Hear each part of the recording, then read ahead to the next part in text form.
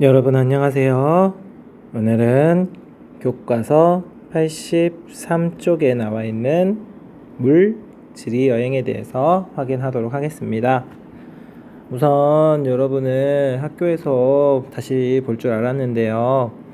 9월 11일까지 원격 수업으로 전환이 되면서 이렇게 원격으로 하는 점 여러분 양해해 주시면 감사하겠습니다.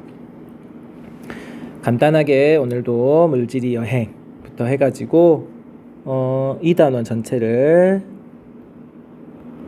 마감하는 시간을 갖도록 하겠습니다. 자, 우선 물지리 여행 내용 살펴보겠습니다. 오늘은 여기 보시는 것처럼 강원도 인제 용늪, 그 다음에 태백의 검룡소, 그 다음에 창녕의 우포늪, 이 세 지역에 대해서 확인을 하겠다라고 지도에 표현이 되어 있는데요. 우리나라에는 이곳 말고도 물지리 여행을 할 수 있는 곳이 정말 많이 존재하고 있다라는 걸 여러분은 익히 알고 계셔야 하시겠습니다. 왜냐? 여기에도 나온 것처럼 지구 표면의 3분의 2 이상은 물로 구성이 되어 있습니다. 따라서 여행을 재미있게 하려면 물을 잘 볼 줄 알아야 합니다. 지표수와 지하수를 어떻게 구경하면 좋을지 구체적인 사례를 통해 한번 살펴보자 라고 되어 있는데요. 지표수는 말 그대로 우리가 겉으로 땅 위에 있는 모습에 볼 수 있는 물들을 지표수라고 하면 되시겠고요. 지하수는 땅 속에 있는 물이 되겠죠. 자, 우선 첫 번째입니다. 한강 발원지 검룡소라고 되어 있는데요. 우리나라 수도인 서울을 지나가는 한강, 그 한강이 발원한 곳이 바로 검룡소라는 곳입니다. 강원도 태백의 검룡소는 514km. 태백의 검룡소는 514km의 긴 강인 한강의 발원지라고 되어 있습니다. 하루 2,000톤의 지하수가 2,000톤이라는 지하수, 땅속에 있는 물이 지름 1.5m의 석회암체 구멍에서 흘러나온다라고 되어 있습니다. 자, 옆에 보시면 이 첫 번째 사진이 강원도 태백의 검룡소의 모습인데요.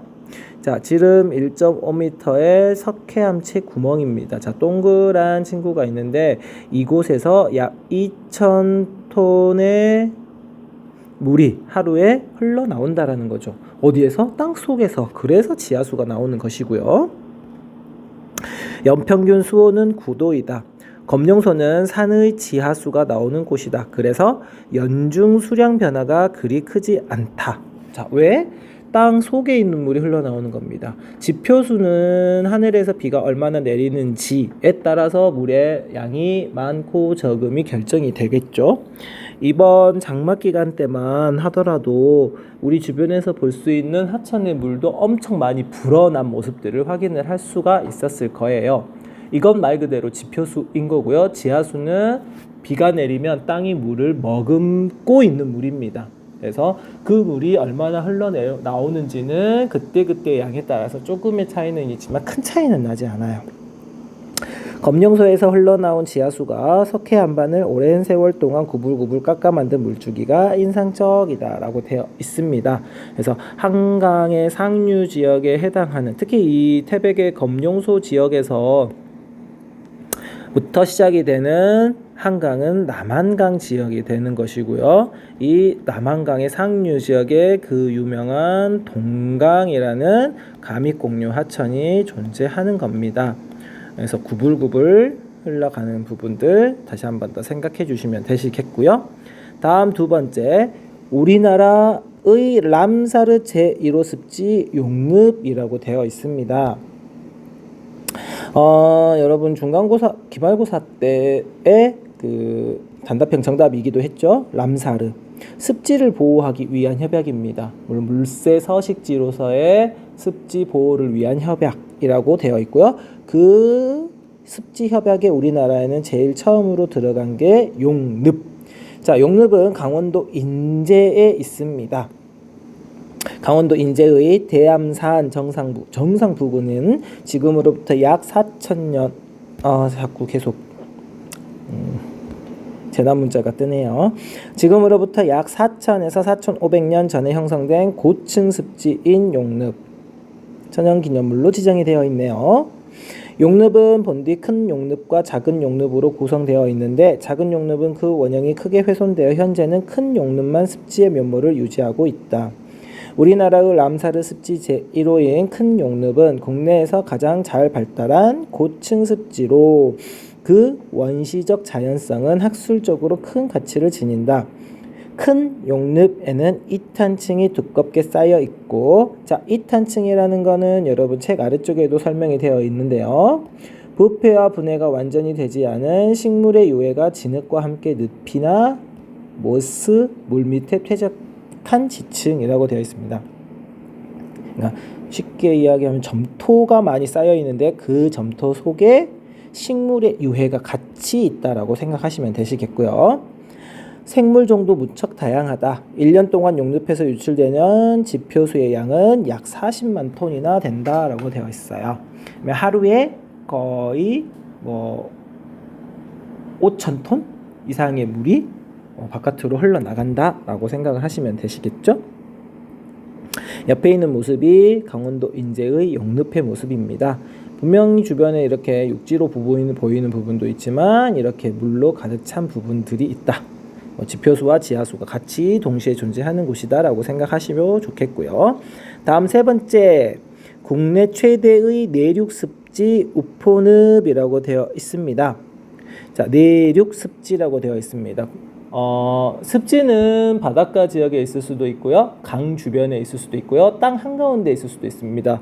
용늪처럼 산 위에 있는 고층 습지도 있겠고요. 근데 여기에 있는 우포늪은 내륙습지라고 되어 있습니다. 경상남도 창녕군에 있는 우포늪은 우리나라 최대의 내륙습지로서 생태관광지로 큰 사랑을 받고 있다. 우포늪은 천연기념물로 지정이 되어 있고요. 역시 람사르에도 등록이 되어 있습니다. 이러한 우포늪은 우포늪, 쪽지벌, 목포늪, 사지포 등 4개로 구성이 되고요. 넓이는 약 2.314제곱킬로미터입니다. 우포늪은 후빈기라고 한다면 지금 현재를 생각하시면 되겠습니다. 우리가 살고 있는 게 후빈기고요. 낙동강의 반복된 범람에 의해 형성된 습지지형입니다. 그러니까 지금 현재에도 우포늪은 형성이 되고 있다라고 생각을 하시면 됩니다. 홍수 때 낙동강 수위가 지류인 토평천 수위보다 높아 낙동강의 물이 역류해 땅이 물에 잠기기 시작했다. 선생님이 대충 그림을 그리다 보면, 자, 예를 들어서 이 강이 낙동강, 이 강이 토평천, 여기가 낙동강. 자, 본류는 조금 더 크겠고요. 지류인 토평천은 조그맣니다. 예전에 선생님이 말해줬죠. 천, 강. 이 크기로 하찮은 규모를 구분할 수 있다. 자, 낙동강 본류가 여름철에 비가 많이 내려서 물의 수위가 높아지면 이 본류의 물의 양이 많잖아요. 그러면 이 물이 어디 쪽으로 역류할 수 있다? 지류인 토평천으로 역류를 할 수 있다. 일반적으로는 이런 천들이 모여서 강이 되기 때문에 천이 더 높은 곳에 위치한다라는 거, 그리고 강이 더 낮은 곳에 위치합니다. 하지만 이 강의 물이 많아진다면 그 힘 때문에 물이 오히려 천 쪽으로 넘칠 수가 있다라는 거죠. 그러면서 이 주변에, 토평천 주변의 땅들에 물이 흘러 넘치게 되면서 이 부분이 물에 잠기기 시작을 한 거고요. 이후 낙동강 주변에 여기 우선 잠깐 지우고요. 이 낙동강 주변 지역에 자연제방이 쌓이면서 역류에 들어갔던 낙동강 물이 빠져나가지 못해 우포늪이 만들어졌다라고 되어 있습니다. 그럼 다시 아까 전에 있는 그림을 다시 한 번 더 그려보면 이 부분에 물이 흘러 넘쳤는데 이 낙동강 주변으로 높은 제방을 만듭니다.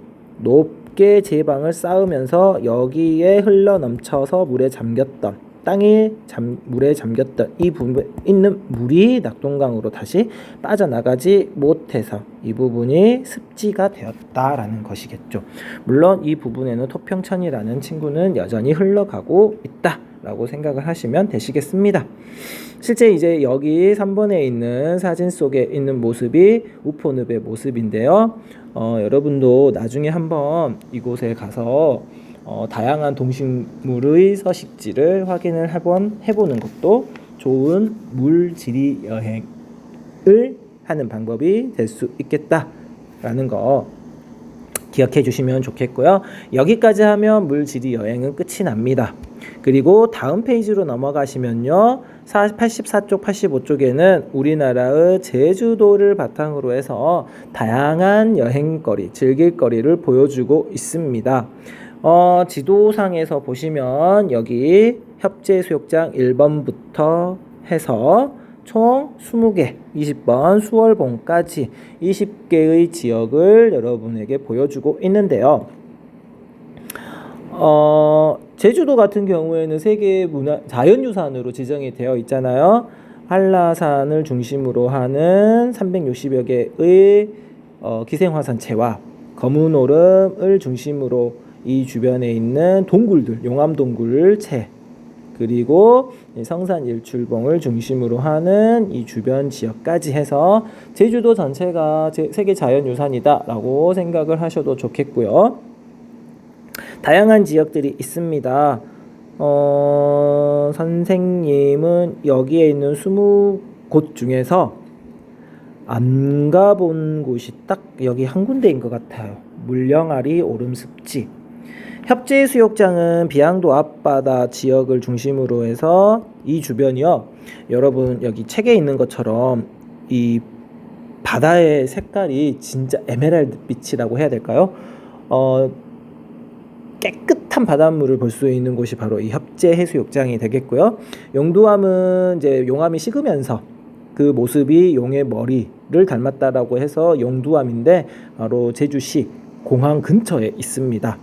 그 다음에 이제 백록담 같은 경우는요, 올라갈 수 있는 길이 세 군데가 있는데, 다양한 길이 있습니다만, 그래도 여러분, 백록담은 선생님 개인적인 생각인데, 겨울보다는 여름철이 훨씬 더 이쁜 것 같아요. 그 수려한 모습도 볼 수 있고, 그 겨울철에 가보면 이제 눈으로 가득 덮여가지고, 멋진 모습, 사람들마다 생각하는 건 다르기 때문에. 근데 백록담 이 호수 자체를 보기 위해서는 정상까지 올라가야 되고, 호수가 아니라 그냥 산 정상 부분을 보고 싶다 그러면 윗세오름이라는 곳을 통해서 등반하는 그 코스가 아주 짧게 걸리면서 정상 부분을 잘 볼 수 있는 그런 모습들이기 때문에 나중에 한번 가보시는 것 추천해 드립니다. 검은오름은 천연기념물 제444호라고 되어 있고요. 여기 보시는 것처럼 조금 전에도 이야기했던 것처럼 세계 자연유산으로 등록이 되어 있다라고 되어 있습니다. 삼군부리는 우리나라에 하나뿐인 마르형 화구라고 되어 있는데요. 마루는 화산체 없이 지표면에 형성된 거대 분화구라고 되어 있는데요. 조금 폭발이 컸기 때문에 분화구 자체가 다 날아가 버렸다라고 생각하시면 좋습니다. 그래서 폭렬공 기생화산이라고도 표현을 하고요. 홍조단계 해변 천연기념물 제438호라고 되어 있는데요. 우도에 가보면 우선 제주도라는 섬 자체는 기반함이 석회암이 없어요. 그리고 화강암도 없어요. 말 그대로 화산섬이기 때문에 현무암입니다. 자, 그렇다면은 백사장을 원래는 찾기가 어려운데 여기는 백사장처럼 하얀색에, 근데 실제로 보면 하얀색 밝은 색입니다. 홍조류라고 되어 있는데요. 그냥 가벼운 홍조 단계, 하얀 홍조 단계가 이렇게 되어 있는데 모래처럼 보입니다. 그래서 이제 사람들이 처음 갔을 때 백사장이네 라고 생각을 할 수 있는데 이건 실제 모래, 화강암이 아니라 여기 있는 것처럼 해조류의 하나인 홍조류가 만든 둥근 모양의 덩어리들이 있다. 이렇게 확인을 하시면 좋겠고요. 성산일출봉은 바다에서 분출한 해저 화산, 생긴 화산이라고 보시면 되겠고요. 이 성산일출봉과 제주도 본토가 연결이 됩니다. 그래서 차를 타고 다닐 수도 있고요. 걸어 다닐 수도 있고요. 섭지코지는 용암 분출로 형성된 용암 해안이라고 되어 있고요. 코지라는 건 돌출된 곳이고요. 여기에 분화구, 어떤 게 분화구냐면 이게 여기 땅 속에서부터 용암이 올라오던 화도, 이 화도가 매우 단단해서 주변 지역은 없어지고 화도만 남은 거라고 합니다. 이게 이제 섭지코지의 모습이 되겠고요. 물령 아리 오름 습지. 자, 오름입니다. 기생화산이고요. 여기는 이름이 물령 아리이고요. 습지로 되어 있습니다. 한번 람사르 습지로 등록이 되어 있다라고 하니 최근에는 이런 오름을 올라가는 여행 코스도 많이 있기 때문에 한번 가보시는 거. 다음에 정방폭포는요. 23m 수직폭포이지만 유일하게 바다로 직접 떨어진다라고 되어 있습니다. 서귀포층이라고 되어 있는데요. 조개류 화석지로 유명한 곳이고요. 제주도의 탄생 과정을 밝히는데 귀중한 장소라고 되어 있습니다. 외돌개 원래는 이 부분과 이 부분이 연결되어 있었는데 이 부분이 차별 침식을 당해서 하나의 돌 기둥 시스텍으로 남아있는 지역이 되겠고요. 다음 13번째 대포해안 주상절리라는 건 화산 지형에서 볼 수 있는 대표적인 육각형의 돌기둥. 자, 객각해안은 객은 바다고요. 깍은 끝머리입니다. 바다 끄트머리라고 되어 있고요. 주상절리 절벽입니다. 이곳은 낙석의 위험이 크다라고 되어 있는데요. 이 주변에서 스노클링 할 수 있는 좋은 장소가 있어요. 나중에 혹시 갈 수 있게 된다면 여러분 한번 가보는 것.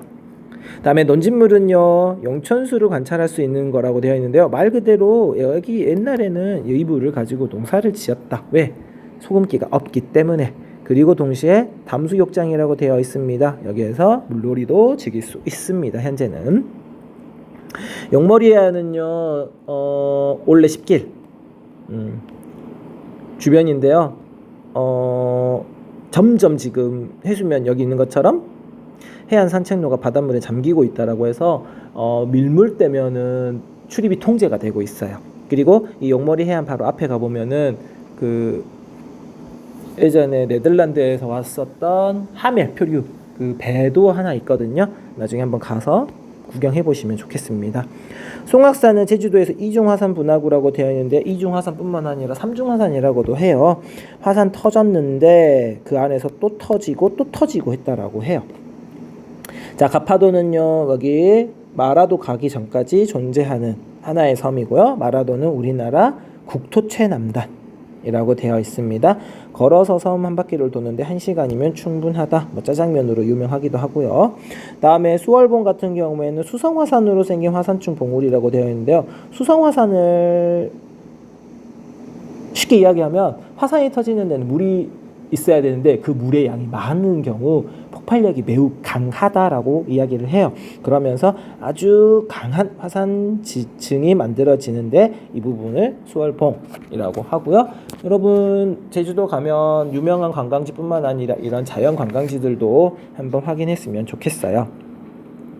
자, 이렇게 해서 우리가 이 단원 전체를 마무리 짓는데요. 이 단원 다시 한 번 더 확인을 하면 지형에는 산지, 하천, 해안, 물이 있었고요. 다음 기후에는 열대, 건조, 온대, 냉한대, 지리, 그리고 보존 가치가 높은 자연지리 여행지와 우리나라의 자연여행지리까지도 확인을 하실 것이 됩니다. 코로나19 때문에 우리가 여행을 다니는 것도 조금은 어렵지만 이렇게 책으로나마 그리고 여러분이 인터넷으로도 여행은 충분히 다닐 수 있다라고 생각합니다. 먼 훗날의 여행을 대비해서 미리 한 번씩 놀러 가본다라고 생각을 하고 이것저것 많이 돌아다녔으면 좋겠습니다. 여기에는요 사진이 나와 있는데요. 지형 경관 형성 관점에서 이야기해보자라고 되어 있는데 여러분 거기까지 생각하지는 않으셔도 좋겠고요. 여기에 유명한 사진입니다. 해안 분지. 여기서 해안은요 해가 돼지, 안자는 편안하게. 돼지가 이 마을을 편안하게 해줬다라고 해서 해안면이라고 하는데 이곳에 원래는 뱀이 많았다라고 해요. 뱀하고 돼지하고 서로 싸우면 결국은 돼지가 이기고, 그래서 사람들에게 뱀이 없어지게끔 만들어줬던, 그래서 돼지가 마을을 편안하게 해서 해안면, 펀치볼이라고도 합니다.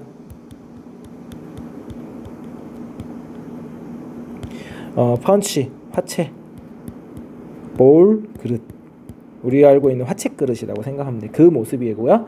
갯벌인데요. 우리나라는 세계 2대 갯벌. 다른 나라 사람들은 솔직히 갯벌이라는 걸 그렇게 흔하게 볼 수 있는 조건은 아니에요. 그다음에 강원도 인제에 가보면 12선녀탕 계곡이라고 되어 있는데, 자 이렇게 폭포가 흘러나오고 이렇게 움푹 파인 포트홀, 좀 큰 규모의 포트홀이 되겠죠. 이게 12개가 쭉 연결됐다고 되고요. 목포의 갓바위라고 되어 있는데요. 파도가 치면서 원래는 여기까지 민물이 되면 잠깁니다. 이 앞쪽으로 사람들이 걸어 다닐 수 있는 길이 있고요. 이 파도가 치고 소금기가 올라가면서 이 부분들이 침식을 당해서 그 모양이 갓을 쓴 사람이 이렇게 머리를 갓 쓴 모양이다, 아니면 버섯바위다 라고도 이야기를 하는데요. 한번 여러분 목포 해안가 지역이기 때문에 그냥 편하게 걸어 다닐 수 있어요. 한 번씩 가보시길 부탁드리겠고요. 이렇게 하면 여러분 2단원이 끝납니다. 그리고 다음 시간에는 3단원 다채로운 문화를 찾아가는 여행 중에서 첫 번째 문화축제 여행, 축제를 통해서 여러분들이 전 세계 유명한 축제는 무엇이 있는지 한번 생각해 보는 시간을 갖도록 하겠습니다. 오늘도 수고 많으셨습니다.